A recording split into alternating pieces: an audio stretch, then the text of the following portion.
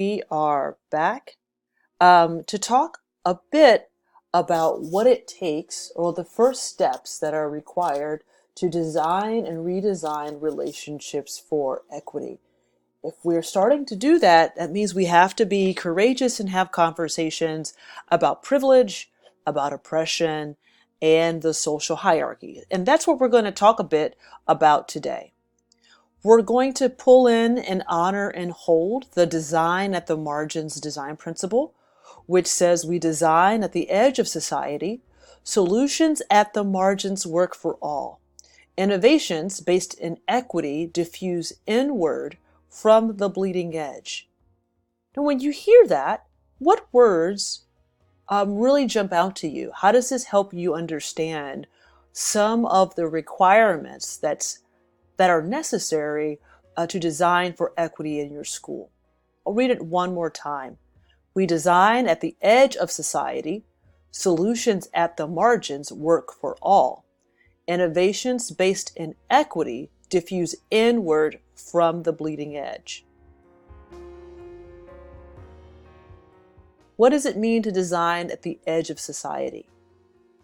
Think about that.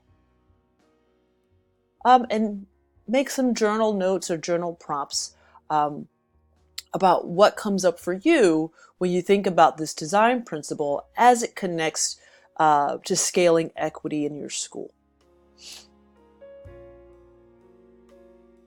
All right. Now, the root of the work, the way we define it, is redesigning relationships. So when we are redesigning relationships in the schoolhouse, it means that we really have to work hard to practice empathy. Familiar term.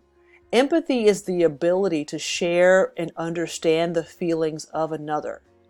But when we're talking about relationships that have been crafted and shaped by systems of oppression, we have to rethink empathy to help us better understand the experiences of suffering and how the themes of the social hierarchies like racism, like sexism, like homophobia, like classism, like elitism, how those big themes shape the relationship and how they possibly and probably create experiences of suffering for people who share those identity markers.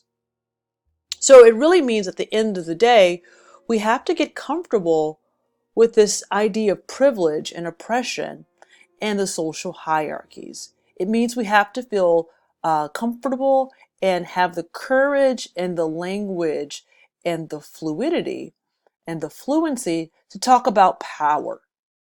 Not this power, even though this is very entertaining. We have to have the confidence and the courage to actually talk about the experiences of powerlessness, the experiences of powerfulness, and the social hierarchies, and how the social hierarchies create the perceptions of powerlessness and the perceptions of powerfulness. So let's talk about what we mean when we say the social hierarchies. In our society, this is the relationship that is often designed by systems of oppression. If you think about racism or sexism or elitism, they all have one powerful group and one powerless group. And the way the relationship is designed is that the group that is perceived to have more power is dominating over the group that is perceived to have less. We believe that if we are trying to redesign this relationship, we want to essentially flatten the hierarchy without flattening the people. But in order to do this, both the powerful and the powerless, and those with those perceived powerfulness and perceived powerlessness, must play different roles and must take different actions. So let's look at the actions that each group must take. First, if the powerless. The powerless need to practice speaking their truth exerting their voice, humanity, and dignity. The challenge is not easy. They have to resist oppression and dehumanization without dehumanizing and without becoming the oppressor. Ultimately, as they ascend, they have to work on avoiding becoming the very people that created the dehumanizing condition.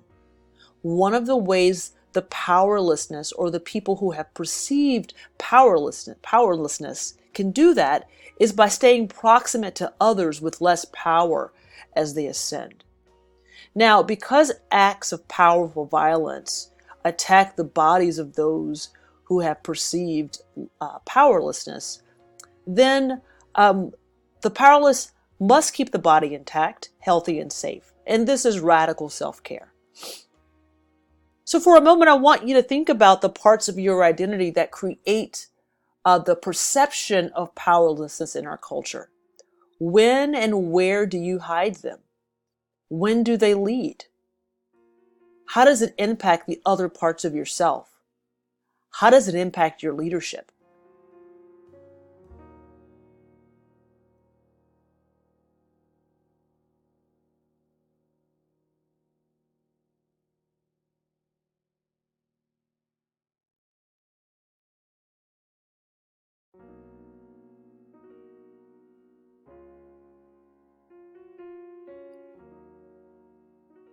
All right, next we'll talk about what the powerful must do.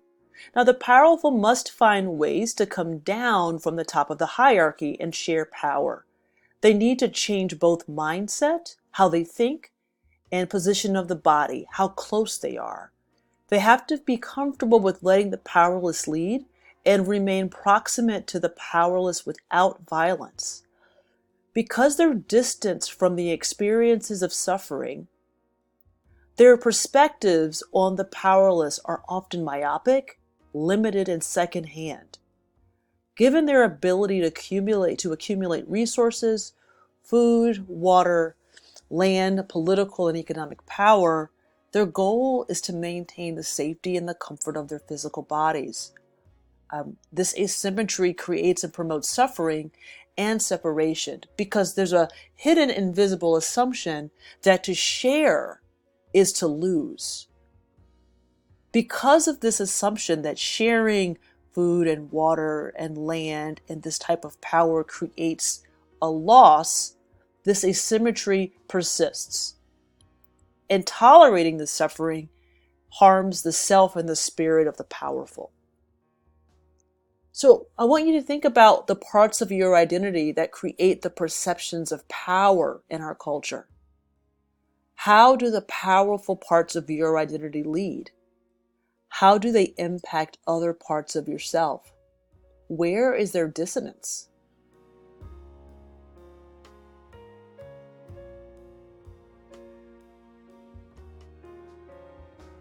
Now, depending on the context, we are all the powerful and the powerless.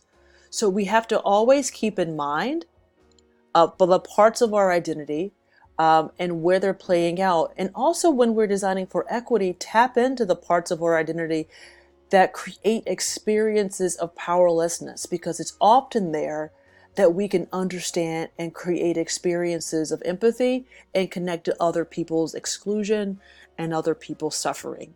And ultimately, in that connection, we can redesign the relationship. So let's go back to your source book and let's jot down a couple ideas that this quick module generated for you. What are you now thinking about empathy, the social hierarchies, and designing for equity?